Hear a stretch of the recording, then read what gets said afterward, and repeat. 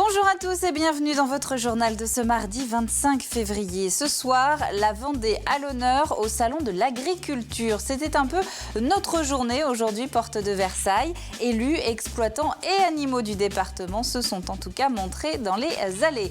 Parmi les animaux typiquement vendéens, justement, la vache maraîchine. On va aller à sa rencontre ce soir. Frédéric en élève 70 du côté de Notre-Dame-de-Mont. Et puis, entre deux foulées, Jamel Bali nous fera partager son incroyable mission, le tour du monde en courant, 186 pays traversés depuis 1985. La Vendée était donc à l'honneur aujourd'hui au Salon international de l'agriculture à Paris. Ce matin, défilé des animaux sur fond de musique d'un groupe folklorique de la Chaise-le-Vicomte. Et puis cet après-midi, concours de la race du mouton vendéen. Le tout avec un petit détour évidemment par le pôle Vendée, 40 mètres carrés sur lesquels une vingtaine de producteurs locaux se succèdent toute la semaine. Le Salon de l'agriculture, un moment incontournable pour la profession.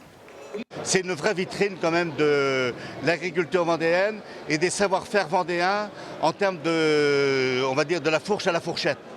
Et puis, que ce soit les responsables d'organisations économiques, les responsables d'organisations techniques, et que ce soit les élus départementaux, nos parlementaires, tout le monde est là ce jour-là pour faire front. La Vendée, nous avons un potentiel agricole, un potentiel gastronomique à mettre en avant. Alors parmi les races typiquement locales présentées sur le salon, on a parlé du mouton vendéen, mais ce n'est pas la seule. Il y a aussi et notamment la vache maraîchine, surtout présente dans le sud Vendée, dans le Marais Poitevin. Elle est également élevée dans le Marais breton, Delphine Ledu. Une vache rustique, c'est ce que recherchait Frédéric Signoret pour créer son exploitation. En 2000, il fait le choix de la vache maraîchine, une race qui correspond exactement à ses attentes. C'est une vache qui a du caractère, mais qui a des capacités d'apprentissage importantes. Donc si on prend soin de l'éduquer, eh bien on a des animaux qui sont très dociles. Une facilité de vélage, l'un des atouts de la vache maraîchine, car peu d'intervention pour l'éleveur. Elle possède également de bonnes qualités maternelles, ce qui favorise le bon développement du veau. Un avantage financier pour le GAEC qui compte un cheptel de 70 vaches. Ça permet de faire un développement de veau sans apporter de céréales ou de granulés ou du maïs par exemple. Juste avec de l'herbe, on arrive à faire des bons produits. L'élevage de Frédéric Signoret et Ludivine Cosson pratique la vente directe. Les veaux de 5 kg minimum sont vendus pour leur viande.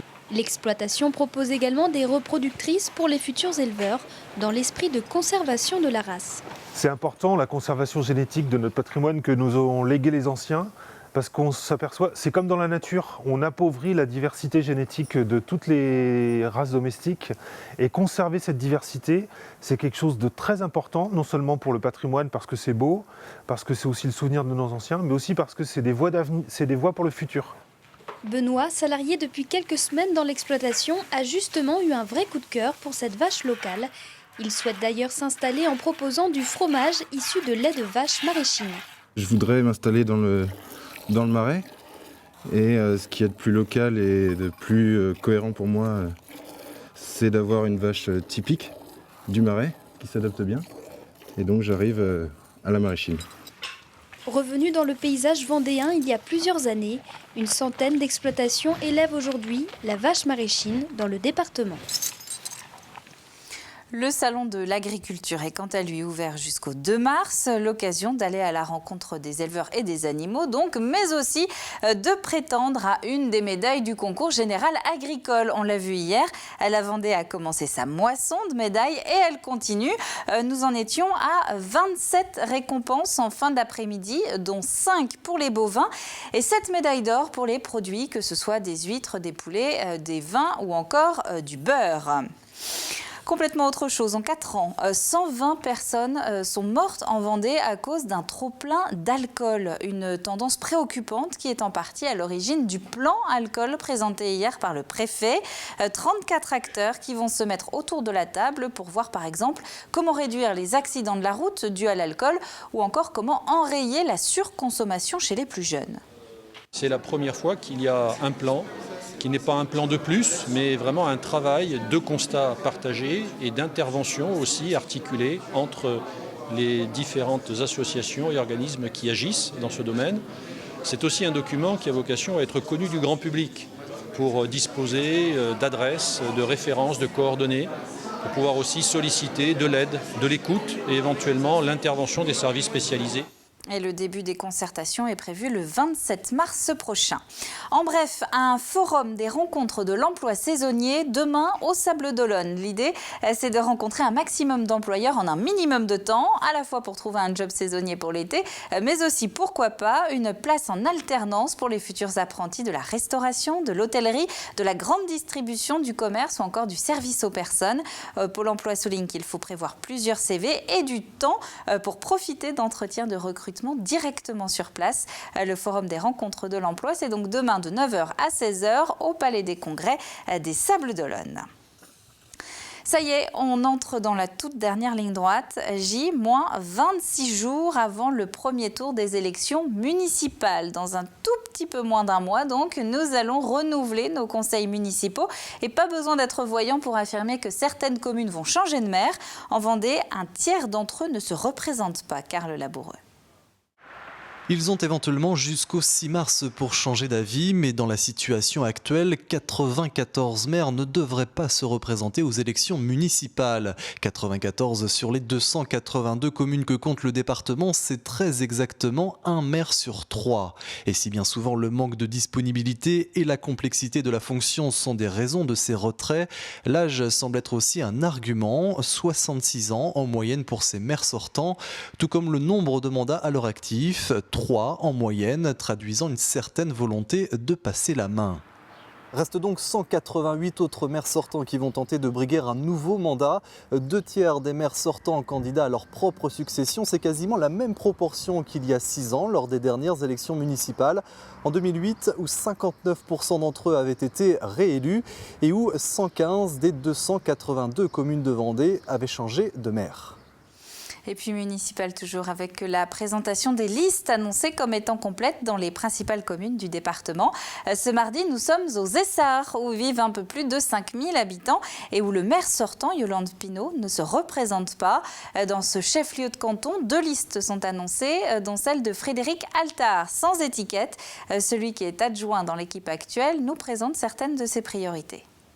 Parmi les grandes priorités, on va essayer de redynamiser surtout le centre-bourg avec une organisation autour des commerces de proximité et puis un habitat qu'on va essayer de caser, un habitat adapté pour le maintien à domicile des personnes âgées le plus longtemps. Et puis la deuxième priorité importante, évidemment, c'est la sécurisation des voiries avec des accès sur les bordures de voiries pour les vélos, les enfants qui sont en sécurité pour aller jusqu'à l'emplacement de l'arrêt de bus. La deuxième liste, elle est menée par Frédéric Riffaut, également sans étiquette. Lui aussi est adjoint dans l'équipe actuelle. On l'écoute, il évoque certains des grands axes de son programme. Pour moi, il est évident aujourd'hui sur la commune des Essarts, localement, que c'est la voie de l'intercommunalité qu'il faut prendre et j'ai envie de dire qu'il faut même l'accélérer. Les Essarts devra être la commune leader de ce formidable projet pour construire l'avenir de nos enfants, assurer la pérennité de nos entreprises et donc continuer l'aménagement de ce beau territoire qu'est le territoire du pays des Essarts. Enfin, s'il y a un mois du vote, les règles du jeu vous semblent encore un petit peu floues, ce qui est peut-être encore plus vrai cette année que pour les précédentes, avec quelques changements au niveau du scrutin. Le ministère de l'Intérieur met en ligne un site internet très pédagogique sur ouijevote.fr. Vous retrouvez toutes les informations liées au municipal, que vous habitiez dans une commune de plus ou de moins de 1000 habitants. Exemple avec la procuration, le site vous rappelle que vous pouvez désormais la remplir en ligne de chez vous avant d'aller la déposer au tribunal, dans le commissariat ou la gendarmerie de votre commune. Du sport maintenant, du sport et des paillettes avec Chloé Trespoche qui est attendue demain soir à Saint-Jean-de-Mont. La jeune fille est médaillée olympique de snowboard cross depuis une semaine et sa prestation au JO de Sochi. Demain soir, la ville lui réserve donc une petite réception privée pour la récompenser en présence évidemment de son papa montois. Le téléphone a beaucoup sonné, les SMS aussi pour féliciter aussi bien le papa qui n'y est pas pour grand-chose, mais que Chloé qui est devenue une vedette un petit peu de l'Ouest. Nous avons une soirée des trophées sportifs en fin d'année pour honorer tous ceux qui, au travers des disciplines qu'ils pratiquent et des clubs auxquels ils appartiennent, portent le plus haut possible les couleurs de la station et de la ville. Mais je crois que là, on dépasse largement ce cadre-là. Il était normal à nos yeux de pouvoir organiser une cérémonie spéciale et officielle pour Chloé. Alors organisée un petit peu dans la précipitation, la soirée de demain, et vous l'avez entendu, privée, mais Saint-Jean-de-Mont envisage aussi d'organiser prochainement un événement grand public avec Chloé Trespeuch et tous ceux qui souhaitent la féliciter. Pas de snowboard pour Jamel Bali, mais de solide basket. Depuis presque 30 ans maintenant, l'athlète parcourt le monde en courant, un mode de vie très particulier qu'il a raconté aujourd'hui à des lycéens chalandais. Aurélia Horner. On vient laver son linge, c'est le cas quand il n'y a pas d'eau courante à la maison. Tout commence un jour de mai 1987 par une invitation à boire le thé à Shanghai. Alors âgé d'une vingtaine d'années, victime d'un grave accident de moto, Jamel est à la recherche d'un sens à donner à sa vie. J'ai rencontré un Chinois qui attendait son taxi pour partir à l'aéroport, rentrer chez lui en Chine. Et nous avons sympathisé pendant quelques minutes et il m'a dit si un jour tu passes par Shanghai, voici mon adresse. Et je t'offrirai un thé au jasmin. Alors je me suis dit, je vais aller boire ce thé à Shanghai en courant. Et je venais trouver ma légende personnelle avec cette tasse de thé qui m'attendait au bout d'une très très longue route. Une route qu'il n'a jamais quittée depuis. Plus de 200 pays traversés, des milliers de kilomètres parcourus, toujours en courant, et surtout des rencontres. Plus qu'un défi sportif, il s'agit d'une véritable quête. Mon but c'était de courir, de partir à la rencontre des habitants et d'apprendre des choses. Et en fait, c'était une quête du plaisir aussi. Je pense que ça m'apporte une belle ouverture d'esprit sur notre monde, une conscience politique, une conscience religieuse, une conscience sur l'homme en général. Ce sont ces rencontres et son regard sur le monde qu'il est venu partager aujourd'hui avec ses élèves de lycée. Ça donne vraiment envie de voyager et ça permet de donner une autre vision du monde. C'est l'idée que tout est possible. C'est un peu utopique, mais c'est ce qui ressort vraiment de ce voyage. C'est quelqu'un qui est pétri d'humanité et c'est bien ce regard humaniste que je veux transmettre à tous nos élèves du lycée Notre-Dame. Durant plus d'une heure, ces élèves ont donc pu vivre une journée autour du monde à travers le regard très personnel de Jamel et ses commentaires en direct. De la France à la Chine en passant par l'Afrique australe, l'expérience de cet amoureux de la route est un véritable appel au voyage. Alors pour retrouver tout le périple de Jamel Bali, son site internet, puisqu'il est également photographe, coureurdumonde.org. La Vendée est une terre de cyclisme, on en parle régulièrement dans ce journal. Et en voici une nouvelle preuve. Pour la première fois, le pôle espoir cyclisme de Notre-Dame-du-Roc, le Vendée U et le Team Europcar se retrouvaient sur la même scène ce soir au Vendespace. Une soirée dédiée à une spécialité vendéenne, cette fusée à 3 étages, comme l'appelle Jean-René Bernaudot. Le manager du Team Europcar est ce soir l'invité de la grande émission pour en parler. L'occasion de revenir aussi sur les ambitions de son équipe pour la saison 2014 et sur les recrutements. Je vois pas où est le plaisir d'avoir un type qui a du talent et qui est ingérable, qui est capable de sortir la nuit, qui est capable de détruire une image, qui est capable de... Voilà, le haut niveau, c'est pas ce qu'on voit à la télé. Hein. Pour moi, le haut niveau, c'est quand on se lève jusqu'à temps qu'on se couche. Ouais. Alors, c'est un peu l'éducation. C'est le travail caché. Alors, on aime bien savoir qui sont les parents, on aime bien savoir s'inspirer de... Ouais, quand je recrute, moi, c'est mon vrai pied, mon vrai plaisir. Ouais, c'est pas d'aller en course, c'est d'aller voir un gamin de 17 ans chez ses parents, m'imprégner, voir un peu leurs vraies valeurs, voir s'ils veulent pas profiter de mon système. Parce que notre système, il est simple, c'est t'es rien, on va te donner les meilleurs outils pour aller au bout de ton rêve, mais tu dois être très humble et travailler un peu plus. L'intégralité de la grande émission, c'est donc ce soir à partir de 21h. Et les images de la soirée en question au Vendespace, ce sera dans le journal de demain soir. En bref, c'est le moment d'affûter vos neurones. France Inter débarque en Vendée avec son indétrônable jeu des 1000 €. Des sélections sont prévues sur l'Île-Dieu dimanche prochain, le 2 mars. Ce sera à partir de 14h au Chapiteau. Le lendemain, lundi 3, c'est à Némy que ça se passe, au sud de La Roche-sur-Yon. Rendez-vous à partir de 18h30, salle du foyer Laborie. Comment s'occuper de manière intelligente le mercredi ? Eh bien, dans le sud Vendée, C3D Studio a peut-être la solution. Le collectif propose depuis près de 30 ans, dont 10 dans le département, de la danse, de la gym et des arts plastiques auxquels elle initie les enfants dès 4 ans. Cyril Guillet. Mais t'as pris un mot pour le faire? Non. Je vais vous montrer après comment on va travailler. Loin des écrans de télé, la petite bande de copines, âgées de 4 ans et demi à 12 ans, se retrouve une fois par mois pour une immersion dans le monde de l'art. Et donc cet après-midi, qui est consacré au modelage, nous allons voir sur le tableau là une personne qui s'appelle Niki Saint-Phal. L'atelier débute avec un petit cours d'histoire de l'art et aujourd'hui c'est Niki Saint-Phal qui est à l'honneur. C'est avant tout basé sur le plaisir de l'enfant. Le plaisir de l'enfant à toucher différentes matières. Alors cet après-midi dans le modelage, évidemment, nous avons pris donc l'argile. On a appréhendé aussi le pointillisme avec à la façon de Seurat par exemple, où on prend un crayon et on a le droit de taper. Parce que d'habitude les parents ne sont pas d'accord pour qu'on tape la pointe du crayon. Là c'est le but, parce qu'il faut faire des points. Tournez avec votre support comme ça. Ça marche pas. Mais moi ça marche pas. Vous l'aurez compris, ici l'art est abordé de manière ludique et après la première prise de contact avec la matière, reste à trouver l'inspiration. On peut faire un animal. Je sais pas encore trop. Ouais, moi non plus. Un cheval. Allez Agapé, tu viens? Pour Agapé, 4 ans et demi, ce sera un cheval et ce qui l'amuse le plus, c'est sans nul doute le fait de pouvoir en mettre un peu partout. Mais même pour les plus âgés, j'ai envie de dire, c'est plutôt sympa de se dire qu'on a le droit de se salir les mains, d'en mettre un petit peu partout, de toucher de l'eau aussi, parce que ça c'est important. J'aime bien modeler, je trouve que c'est marrant, tu sais, quand c'est de la pâte.